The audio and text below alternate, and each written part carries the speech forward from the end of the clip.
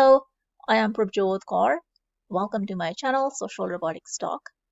In today's video, we are going to review a paper called Exploring the Limits of Transfer Learning with a Unified Text-to-Text Transformer. If you have heard of a model called T5, then this is the paper that actually provides those models. And T5 actually comes from these 5 T's in the paper title. Before we dive into the paper, let's take a look at where we left off in the last video. We were reviewing the background behind Aya model, Aya101 specifically, and we said that Aya model is a fine-tuned MT5, and MT5, which is multilingual version of T5. So today we want to understand what is this T5 model so that when we are talking about Aya101, T5 or MT5 are not a mystery for us. So let's dive into the T5 now. In the name, it has transfer learning, text-to-text transformer. So transfer learning is a technique. This has existed in deep learning for a while now, but we'll take a closer look at what transfer learning is. And then also, text-to-text is a new concept that is introduced in this paper, so we'll take a look at that. Finally, the transformer refers to the transformer model, which came from the paper Attention is All You. As the name has it, the transfer learning means you're transferring the learning from one model to another model. So we basically start with training a base model with large amount of data, and we call this model as a pre-trained model. As a result of this pre-training process, we have a model that has a general understanding. So for example, if you are training this model with textual data, then at the end of the training, you would have a model that has general language understanding. By the way, this model could be any kind of model such as transformer, CNN, depending upon what you want this model to learn. So now, if you want this model to learn something specific, so let's say you want to have it translate. So then you would fine-tune the parameters of this model with some specific data set that is specific to translation. And we call that process as fine-tuning. Similarly, if you want this model to, let's say, do classification, then you would fine-tune this base model with additional data set that is specific to classification. And as a result, we would have a fine-tuned model that has classification capabilities. What's the advantage of transfer learning? So these machine learning models, they need huge amount of data for training. Here what we can do is we can train a model with some unlabeled data because unlabeled data is available to us in huge quantity. So we can train it using that. And then when we want to train this model to do some specific task using supervised or labeled data, we don't need to have huge amount of labeled data to fine-tune the model. So that's one of the great advantages of transfer learning. In this paper, the authors use transformer model as their base model, and they train it with C4 dataset, which is also one of the artifacts that is released by the authors. So this takes care of the two of the T's in the name of the model T5. Now we understand what is transfer learning, and transformer is the model that we know of. Now let's take a look at what is text-to-text. This is a new concept that is introduced in this paper. It basically means that all the problems in NLP can be formulated as text-to-text, meaning that we are training a model to take in some text and give out some text to us. And the way they do that is by adding this task prefix with the input to the model. When we give the input to the model, we would specify what we want that model to do, as we can see in this example here. In this case, they say translate English to German. So this is the task prefix, and then followed by the actual input that we want this model to translate. Similarly, this is summarize, which is task prefix to summarize this text here. and then this goes into the model, and model is trained to provide us the summary. This strategy allows us to apply the same model training objectives and training procedures for every NLP task, as opposed to creating a different model for individual tasks in NLP. That is all about text-to-text. So now we understand what T5 means. So transfer learning, as we saw in the previous slide, is a concept where you do pre-training and then you do fine-tuning, but there are more nuances to it. So for example, we need to understand how the model architecture impacts transfer learning, what kind of training objective, and what kind of effect the dataset itself has on the transfer learning. So all of these different factors are studied in the paper strategically, and then at the end, the authors provide best practices for transfer learning. So they start with a baseline framework. In their baseline framework, they use transformer model, the full encoder-decoder architecture. For the training objective, they use denoising objective, which we'll study in detail in the next couple slides. And they train their model with the C4 dataset. And the transfer learning approach, they use pre-training followed by fine-tuning. So basically, the initial model is pre-trained using this unsupervised dataset called C4 dataset, and then it is fine-tuned on individual NLP tasks. In the next few slides, we'll see how they strategically changed these factors one by one and the effect of these factors on the model performance. Before we dive into the factors, just want to share the results from the paper. So this is the initial result, just showing that the pre-training greatly improves the performance. As we can see here, this is the example where we pre-train, then fine-tune, and then below here is no pre-training at all. So we have known this for a while, so nothing surprising here. Now let's take a look at the model architectures that were studied in this paper. The transformer model has two parts, so it has encoder and a decoder, and we have seen papers that use just encoder, we have seen papers that use just decoder, and then the full encoder-decoder. In this paper, we don't study encoder models at all, but they study the variations of the decoder and then also the full encoder-decoder, as we see here. So these are the three variations that were studied. The first one is the original encoder-decoder architecture. The second one is the decoder-only, and this is also called language model, where you're training the model to predict the next word. And then finally, this is also the decoder-only model, but it's called Prefix LM. So as we saw in the previous slide, the prefix is the actual task that you want the model to predict. So when they feed the input to this decoder-only model, they attach that prefix to the input. So that's the difference between these two. The fundamental difference, though, between all these architectures is how they apply the attention mask. So if you recall, the transformer model has an attention block, multi-head attention, and how we apply the attention mask really affects how the attention works. So what's attention mask? So when we give the input to the model and we ask it to predict us some output, depending upon how much of the input the model has access when it's predicting the output at a particular step, it will behave differently. So in this case, there are two types of attention masks that are mentioned here. One is called fully visible, the second is called causal. The fully visible mask, so here when you're predicting a output at, let's say, time step 1, then it has access to all of the input tokens, so the full sentence. When you're predicting at time step 2, again, it has access to all of the inputs. So this is fully visible. The causal, on the other hand, is, so here at a given time step, the model has access to the input at the time step and also the time step before. For example, so at time step 2, the model has access to the input at that time step, x2, and also the previous time step, so forth and so on.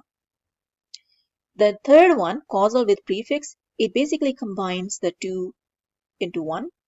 And the way to do is, so as we know with the prefix, we are attaching the task, the NLP task, in addition to the input. So for the prefix portion of the input, we use fully visible mask. And then for the actual input sentence, we use the causal mask. So the way they apply these masks here, for the encoder-decoder, the encoder, they use the fully visible mask. And for the decoder portion, they use the causal mask. And this is the same strategy that is used in the original transformer paper. Attention is all you need. The second one, a language model, this is a causal mask using everywhere. And then this prefix LM, as we were just saying, is using combination of the two. So in the prefix, we are using the fully visible, and for the actual input, we are using the causal. So these are the model structures that were studied, and what they found out was the encoder-decoder architecture gives us the better performance. The second factor that we're going to study is the unsupervised objective. So this tells us how we are training the model. There are three training objectives that were studied. One is called language modeling, denoising objective, and deshuffling. So the language modeling objective, basically, here we train the model to predict the next word. The denoising objective, on the other hand, we are training the model to predict the missing word. This is also called masked language modeling and was first introduced in the BERT paper. And we see the example here. So we have an original text where it says, "Thank you for inviting me to your party last week." So when we feed the input to the model to train it, we're going to intentionally mask spans of tokens. So here they are removing this for inviting and replacing it with the random token X, and also replacing this last and with this random token Y. And when we train this model, we want the model to predict these missing tokens. So that's what we mean by denoising objective. The third objective that was studied is deshuffling. So that basically means you will give the input a sentence that is not arranged in the right order, and we want that model to output the sentence in the right order. So these are the three objectives that were studied, and we found that denoising objective gave us the best results. Next, let's take a look at the effect of the dataset on pre-training. In this paper, the authors used C4 dataset, and they filtered this dataset and then used it for pre-training. They also studied the effects of using raw dataset without filtering. We found out that the data quality really matters, and also the size of the dataset. These are the two things we already know about the impact of dataset on training. Next is the training approaches. So far, we know in the transfer learning framework, we pre-train the model with unlabeled dataset, and then we fine-tune it with labeled dataset. But the question is, how do we actually fine-tune? The two techniques that are studied here is adapter layers and gradual unfreezing. Adapter layer means we'll take the base model that we pre-trained and we will add new layers, usually on the top of the model, and these are called adapter layers. When we train this base model along with this adapter layer, we try to learn the parameters of this adapter layer. The second one is gradual unfreezing. So gradual unfreezing, we start with the base model again, and we unfreeze the topmost layer of the model, and we train it with the labeled dataset. We learn the parameters of the topmost layer again, and then slowly we unfreeze all the layers of the pre-trained model by training it with the labeled dataset, and eventually we learn all of the model parameters again with our labeled dataset. So these are the two fine-tuning techniques that they studied and found out that the adapter layers give us a better performance. In addition to fine-tuning, we also study multitask learning. In the case of multitask, we pre-train the model with multitask dataset. So remember, in NLP, we have different tasks such as question answering, summarization, translation, document classification. So we would take the labeled dataset from all of these tasks and pre-train the model with that dataset. What we found out was that multitask alone underperforms the original strategy where we pre-train with the unlabeled dataset and then fine-tune with the labeled dataset. However, multitask itself has few advantages, and those are discussed in the paper. So the authors then they studied combining multitask with fine-tuning. So during the pre-training stage, we would train the model with unlabeled dataset as before, but also add the multitask dataset to it. And then we would fine-tune as before with the individual labeled datasets for individual tasks. These are the results from various training approaches. So the baseline approach that they had gave the better result. However, in the final version of the model that are released to us, they have this multitask pre-training plus fine-tuning approach. The effects of scaling are well known today. We have large language models, and large stands for that the models are huge. So that's what they studied in this paper. The original baseline was 220 million parameters, and then they gradually increased that baseline to double the size, 4 times the size. They also increased the training steps and found that the larger models give us better performance, and also increasing the training steps leads to better performance. Finally, putting it all together. So we step by step studied the factors that affect the transfer learning, such as the model architecture, the supervised objective, the dataset itself, and the transfer learning approaches, and the size of the model. So comparing to the baseline that we had initially, the final versions of the model that was released, for the training objective, we use the span corruption objective as we saw before. So this is the denoising objective, but we take span of tokens and we replace them with some random tokens. And we train the model to predict those random tokens. For the transfer learning approach, as was mentioned in the last slide, the final models that are released, they're trained with the multitask along with the unsupervised data, and then we can fine-tune them with more specialized labeled dataset. We have 3 models that are available to us. They are different sizes, base, small, and large, and these are all available on the Hugging Face website.